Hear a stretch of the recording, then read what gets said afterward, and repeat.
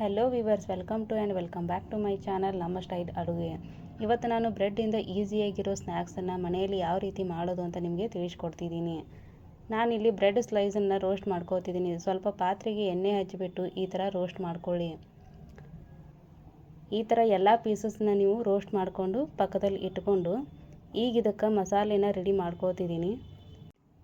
ನಾನು mixer ಜಾರ್ನಲ್ಲಿ 1 cup ಪುದೀನ ಸೊಪ್ಪು, 1 ಕಪ್ ಕೊತ್ತಂಬರಿ, ಸ್ವಲ್ಪ ಶುಂಠಿ, 4 ರಿಂದ 5 ಹಸಿಮೆಣಸಿನಕಾಯಿ, 1 ಗೆಡ್ಡೆ ಬೆಳ್ಳುಳ್ಳಿ, ರುಚಿಗೆ ತಕ್ಕಷ್ಟು ಉಪ್ಪು, ಒಂದು ಸ್ವಲ್ಪ ನೀರನ್ನು ಹಾಕ್ಕೊಂಡು ಪೇಸ್ಟ್ ಮಾಡಿಕೊಂಡು ಇಟ್ಕೋತಿದ್ದೀನಿ. ಸ್ಟಫಿಂಗಾಗಿ ನಾನು 2 ಆಲೂಗೆಡ್ಡೆನ ಕುದಿಸಿ ಇಟ್ಕೊಂಡಿದ್ದೀನಿ.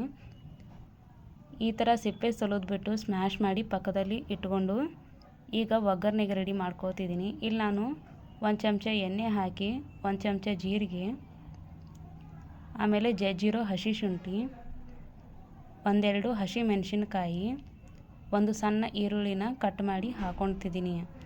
ಈರುಳ್ಳಿ ಕೆಂಪಾದಮೇಲೆ ಈಗ ಸ್ಮ್ಯಾಶ್ ಮಾಡಿಟ್ಟಿರೋ ಆಲೂಗೆಡ್ಡೆನ ಸೇರಿಸ್ತಿದ್ದೀನಿ. ಈ ಥರ ಒಂದು ಸರ್ತಿ ತಿರುವಿಬಿಟ್ಟು ಸ್ವಲ್ಪ ಅಚ್ಚ ಖಾರದ ಪುಡಿ 1 ಚಮಚ ಹಾಕ್ತಿದ್ದೀನಿ. ಸ್ವಲ್ಪ ಜೀರಿಗೆ ಹಾಕ್ಕೊತಿದ್ದೀನಿ. ಆಮೇಲೆ ಚಿಲ್ಲಿ ಫ್ಲೇಕ್ಸು, ಧನಿಯಾ ಪೌಡ್ರು 1 ಚಮಚ, ರುಚಿಗೆ ತಕ್ಕಷ್ಟು ಉಪ್ಪು. ಗ್ಯಾಸ್ ಆಫ್ ಮಾಡಿದ ಮ್ಯಾಗ ಸ್ವಲ್ಪ ಕಸೂರಿ ಮೆಂತಿ ಮತ್ತು ಕೊತ್ತಂಬರಿ ಸೊಪ್ಪನ್ನು ಹಾಕ್ಕೊತಿದ್ದೀನಿ. ಸ್ವಲ್ಪ ಚಾಟ್ ಮಸಾಲಾನ ಸೇರಿಸ್ಕೊಂಡು ಪಕ್ಕದಲ್ಲಿ ಇಟ್ಕೊಳ್ತಿದ್ದೀನಿ. ಈಗ ನಾನು ಒಂದು ಪಾತ್ರೆಗೆ 2 ಸ್ಪೂನ್ ಕಡಲೆ ಹಿಟ್ಟು, ಸ್ವಲ್ಪ ಸೋಡಾ, ರುಚಿಗೆ ತಕ್ಕಷ್ಟು ಉಪ್ಪು, ಹವೇಜ್ ಕಾಳು ಮತ್ತು ಓಂ ಕಾಳು ಇಟ್ಕೊಂಡು ಹಾಕ್ಕೊಳ್ತಿದ್ದೀನಿ. ಪೌಡ್ರ್ ಮಾಡಿನೂ ಹಾಕ್ಕೊಳ್ಬೋದು. ಈಗ ಸ್ವಲ್ಪ ನೀರನ್ನು ಸೇರಿಸ್ಕೊಂಡು ಇದನ್ನು ಕಲಿಸ್ಕೊಳ್ತಿದ್ದೀನಿ. ಸ್ವಲ್ಪ ನೀರು ಸೇರಿಸ್ಕೊಂಡು ಕಲಿಸ್ಕೊಂಡು ಇದನ್ನು ಪಕ್ಕದಲ್ಲಿ ಇಟ್ಕೊಳ್ಳಿ. ಬಜ್ಜಿ ಹಿಟ್ಟು ಕಲಿಸ್ತಿರಲ್ಲ ಅದೇ ರೀತಿಯೇ ಕಲಿಸಿ ಪಕ್ಕದಲ್ಲಿ ಇಟ್ಕೊಂಡು 5 ನಿಮಿಷ ನೆನೆಯೋದಕ್ಕೆ ಬಿಡಿ. ಈಗ ನಾನು ರೋಸ್ಟ್ ಮಾಡಿರೋ ಬ್ರೆಡ್ ಸ್ಲೈಸ್ ಮೇಲೆ ಆಲೂಗಡ್ಡೆನ ಈ ಥರ ಸವರ್ಕೊಳ್ತಿದ್ದೀನಿ. ಆಮೇಲೆ ಇನ್ನೊಂದು ಸ್ಲೈಸ್ ಮೇಲೆ ಪುದೀನ ಚಟ್ನಿನ ಸವರ್ಕೊಳ್ತಿದ್ದೀನಿ.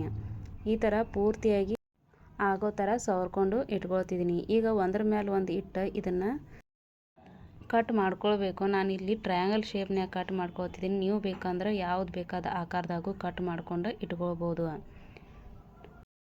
ಅಷ್ಟು ಬ್ರೆಡ್ನು ಈ ಥರ ನೀವು ಕಟ್ ಮಾಡಿ ಪಕ್ಕದಾಗಿ ಇಟ್ಕೊಂಡು ಇಲ್ಲಿ ನೋಡ್ಬೋದು, ನಾನು ಇಷ್ಟು ಬ್ರೆಡ್ ತೊಗೊಂಡಿದ್ದೀನಿ. ಈ ಥರ ಕಟ್ ಮಾಡಿ ಇಟ್ಕೊಂಡಿದ್ದೀನಿ. ಈಗ ನೀವು ಕಡ್ಲೆ ಹಿಟ್ಟು ಕಲಿಸಿ ಇಟ್ಕೊಂಡಿರ್ತೀರಲ್ಲ ಅದರೊಳಗೆ ಈ ಥರ ಇದನ್ನು ಎದ್ದು ಬಿಟ್ಟು 2 ಕಡೆ ಆಗುವಂಗೆ ಇದನ್ನು ಎದ್ದು ಎಣ್ಣೆಯಾಗ ಕರ್ಕೊಳ್ಬೇಕು. ಎಣ್ಣೆ ಮೊದಲ ಕಾಯಕ್ಕೆ ಇಟ್ಕೊಂಡಿದ್ದೀನಿ. ಈಗ ಅವನ್ನ ಬ್ರೆಡ್ಡನ್ನು ಒಂದೊಂದಾಗಿ ಕರಿಬೇಕು.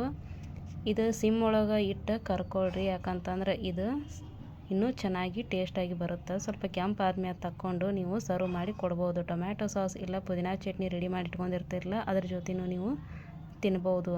Thanks for watching.